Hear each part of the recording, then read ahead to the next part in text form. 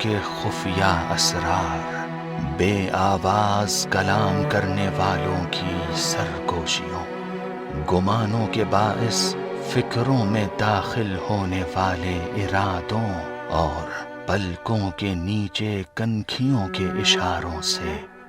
واقف ہے۔ خدا دل کی تہوں اور غیب کی گہرائیوں میں چھپی ہوئی چیزوں کو جانتا ہے، اور ان آوازوں کو سننے والا ہے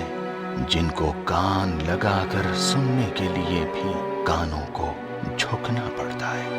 اور چیونٹیوں کے موسم گرما کے مسکنوں اور حشرات الارض کے موسم سرما بسر کرنے کی منزلوں سے بھی باخبر ہے۔ وہ فرزند کا داغ اٹھانے والی عورتوں کے درد بھرے نالوں کی گونج اور ساتھ ہی قدموں کی آہٹ کا بھی سننے والا ہے۔ خدا ان چیزوں کو جنہیں رات کی تاریک چادروں نے ڈھانپ رکھا ہے اور جن پر دن کے سورج نے اپنی کرنوں سے نور بکھیرا ہے، اور جن پر کبھی ظلمت کی تہیں جم جاتی ہیں تو کبھی نور کے دھارے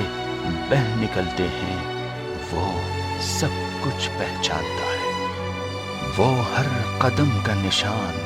ہر چیز کی حس و حرکت، ہر لفظ کی گونج، ہر ہونٹ کی جنبش، ہر جاندار کا ٹھکانہ، ہر ذرے کا وزن اور ہر جاندار کی سسکیوں کی آواز، اور جو کچھ بھی اس زمین پر ہے وہ سب سے آگاہ ہے۔